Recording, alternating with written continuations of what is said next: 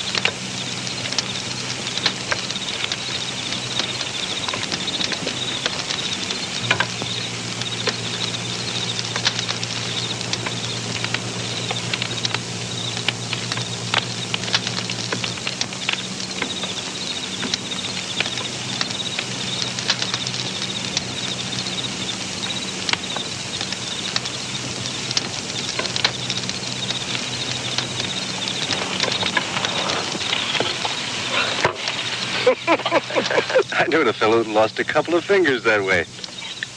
I just can't wait no longer. That wasn't thunder you heard a while ago. That was my big gut tearing up my little one, and I'm a-fixing to head it off before it gets to my backbone. Boy, reckon we better pitch in, fellas. The rate them's going, we ain't gonna have nothing left.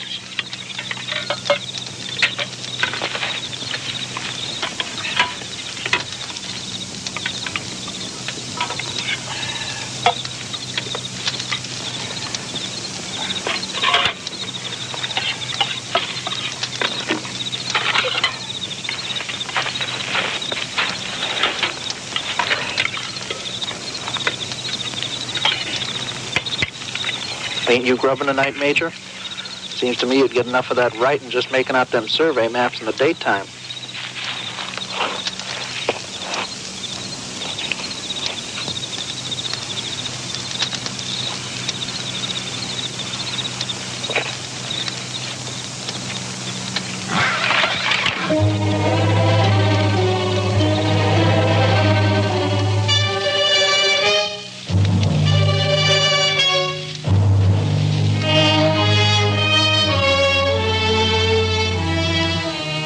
You gave us a start. We didn't expect you back so soon.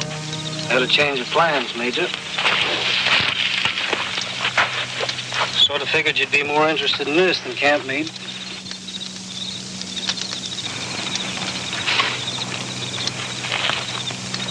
Little bit of yellow shirt's handiwork.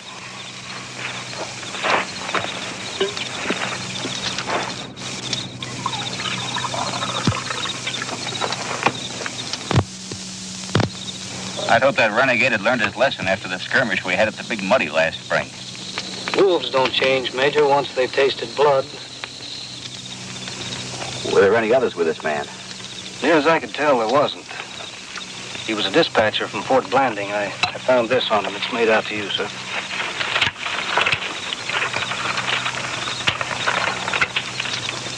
The treaty with the Mescaleros has been broken.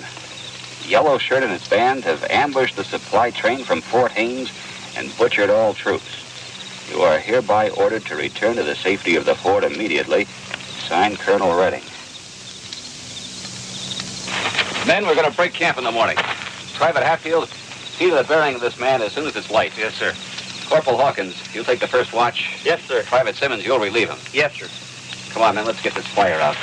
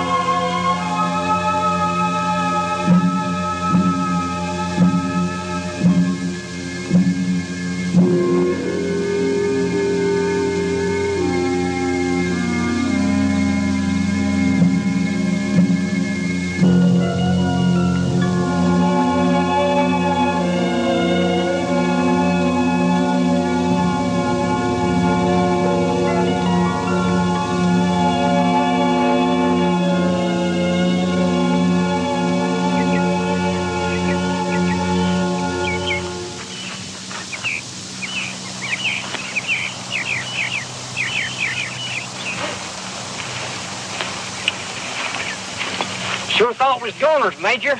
What do you make them devils stopping like they did? I don't know, Trooper.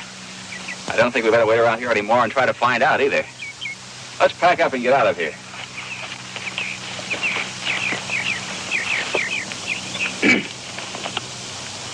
Appreciate what you done for me, Mr. Glass. Forget it, boy. I'll be scouting ahead, Major. Sam, you know the Apache better than any of us. Why do you suppose they quit last night? Well, my guess would be they're having a little fun. When they get tired of the fun, then I think we better prepare for dying.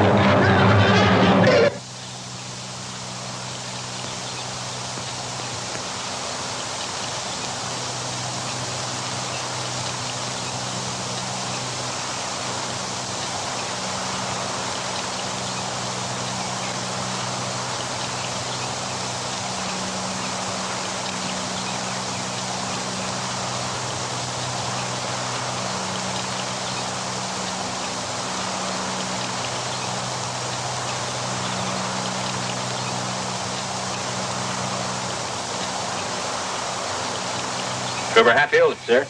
Break out the shovels. Looks like we've got another grave to dig. You sure we got time? I ain't looking to end up as buzzard bait. Let's hightail it out of here. That's an order, Trooper. Yes, sir.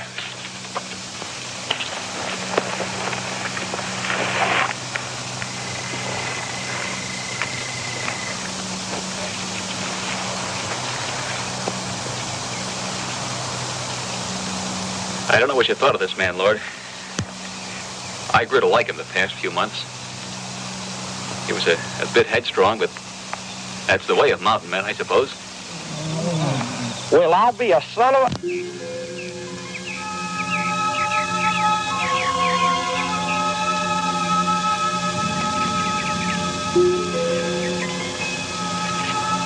can't last more than a few hours. I'm asking for a couple of volunteers to stay with him till he dies and bury him properly. That's asking a mighty lot, ain't it, Major? Oh, we know better than those savages we're running from. I'll see to it whoever stays gets double pay. Ain't much need for money with your head splitting wide open from a tomahawk. Under the circumstances, I'll forgive your insubordination, Jenkins. What's the matter with you men? I don't think there's one of us here doesn't owe a debt to Sam Glass for something. And what about you, Trooper? Where would you be now if Sam Glass hadn't sucked the rattler poison out of your neck that time? And you, Hatfield, Who was it pulled you out of the muddy when the Apache shot your horse out from under you last spring?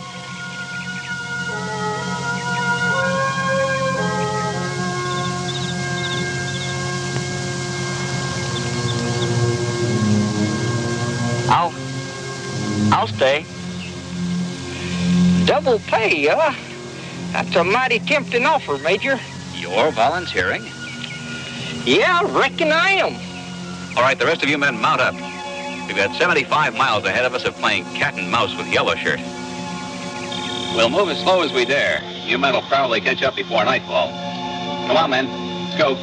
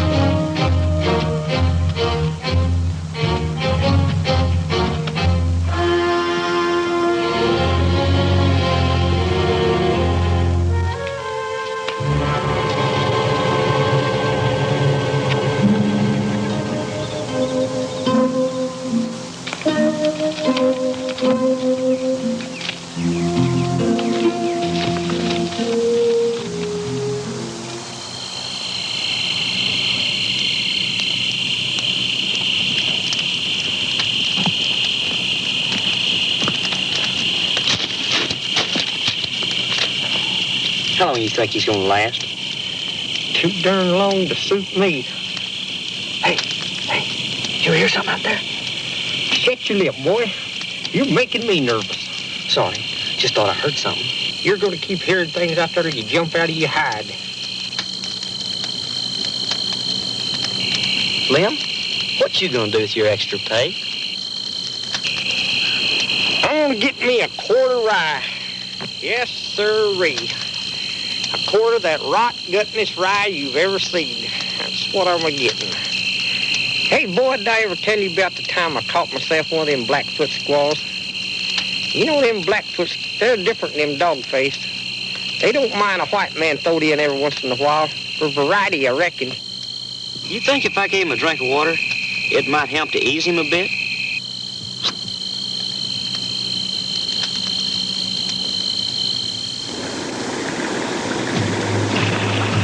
Indians must have got him, Major. Otherwise, they would have caught up by now.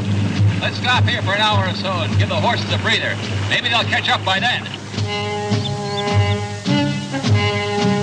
It's sure taking him a hell of a long time to die. I don't see how the devil he can last much longer. Well, you stay here, boy. I'm gonna take a look around. Them engines may be down our throats any minute.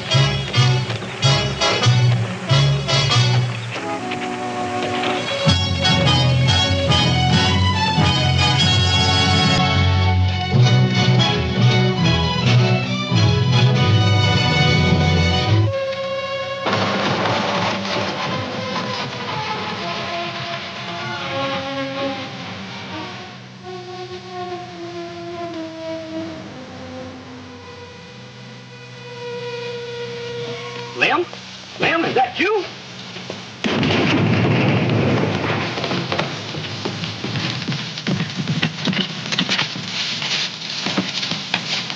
You darn fool, you might never pull my head off. We ain't staying here now. That shot will bring every engine for miles around.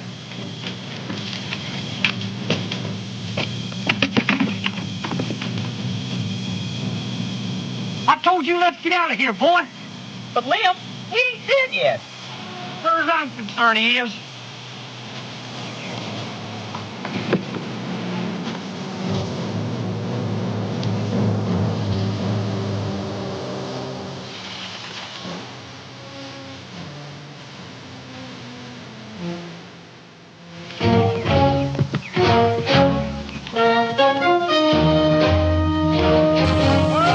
That's it. Good. Anyone walking in?